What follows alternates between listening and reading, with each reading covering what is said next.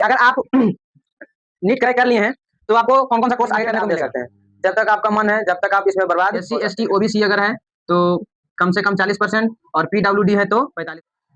जय भीम दोस्तों, आज हम लोग समझेंगे कि नीट का एग्जाम क्या होता है। 10 दिन बाद नीट का एग्जाम है 2026 में। बहुत सारे लोग 2027 में एग्जाम देंगे, 28 में एग्जाम देंगे। उन लोगों को पता नहीं है कि यह नीट क्या होता है। तो हम लोग इसको आज इस वीडियो में समझेंगे। नीट का पहले फुल फॉर्म होता है national eligibility cum entrance test. इसका ये जो एग्जाम है वो नेशनल लेवल पे होता है, यानी पूरे भारत में इसका एग्जाम होता है। पूरे भारत के लोग इसको देते हैं। इसका एलिजिबिलिटी है यानी योग्यता, यानी आपको क्या क्या होना चाहिए जिससे आप नीट का एग्जाम दे पाएंगे। तो सबसे पहला है कि आप 12th पास होना चाहिए, यानी अगर इस साल आप एग्जाम दे रहे हैं तो आपको कम से कम इस साल तक, यानी 2026 में मान लीजिए एग्जाम दे रहे हैं, 2026 के मार्च या अप्रैल तक आपको 12th का एग्जाम दे देना है। भले रिजल्ट आए या ना आए, लेकिन एग्जाम दे दिया होना चाहिए। तो अगर आप 12th पास हैं या तो इसी साल 12th दिए हैं तो आप नीट देने के लिए एलिजिबल हैं। सब्जेक्ट की बात करें तो आपको फिजिक्स आना चाहिए, केमिस्ट्री, बायोलॉजी और इंग्लिश। और उसमें हम मार्क्स की बात करें तो जनरल से अगर आप हैं तो 50% टोटल मार्क्स होना चाहिए, या 50% से ज्यादा है तो और अच्छी बात है, यानी कम से कम 50%। SC ST OBC अगर है तो कम से कम 40% और PWD है तो 45%।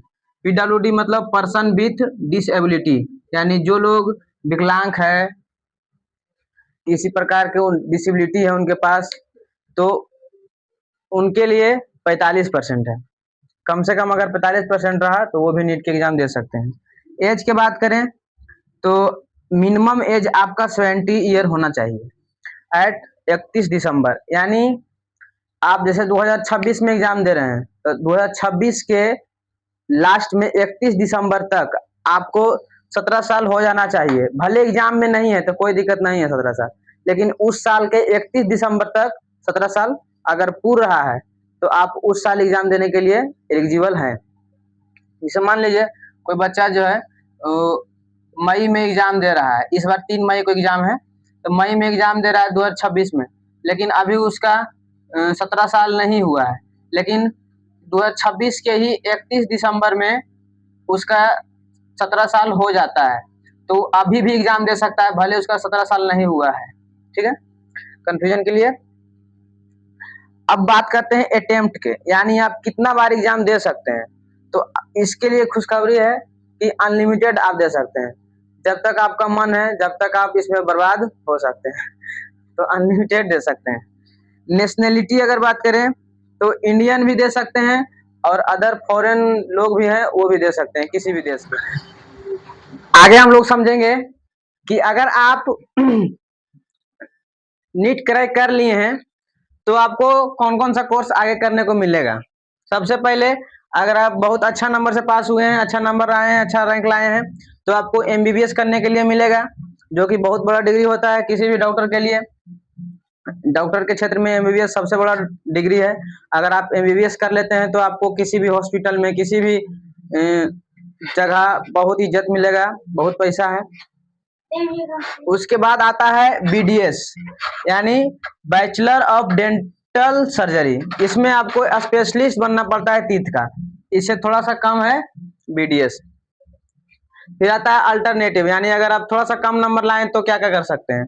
BAMS यानी आयुर्वेदा में जा सकते हैं, BHMS यानी होम्योपैथिक, BUMS यानी यूनानी हकीम, जो रास्ता पे बेचता है ना ये भगंदर ये सब का दवाई चूरन में, तो वो सबको कहते हैं हकीम हम लोग। BSMS आते हैं, आयुर्वेदिक के ही दवाई देते हैं।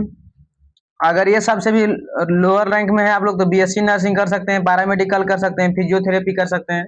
यानी ये सब कोर्स है जिसको आप लोग नीट क्रैक करने के बाद करने के लिए मतलब कर सकते हैं। आगे है टॉप मेडिकल कॉलेज, जो यानी अगर आप अच्छा नंबर लाते हैं तो मिल सकता है। जैसे सबका फेवरेट होता है एम्स, यानी टॉप अगर 200 में आप लोग आते हैं रैंक में तो आपको एम्स मिलेगा। बहुत प्रकार के एम्स है इंडिया में, AIIMS Delhi, AIIMS Rishikesh, AIIMS Jodhpur, AIIMS Nagpur, फिर है PGIMERC चंडीगढ़ में है, CMC भी, NIM, HNS, तो ये सब है टॉप मेडिकल है। ये सब है जो कोर्स आप लोग कर सकते हैं आफ्टर नीट।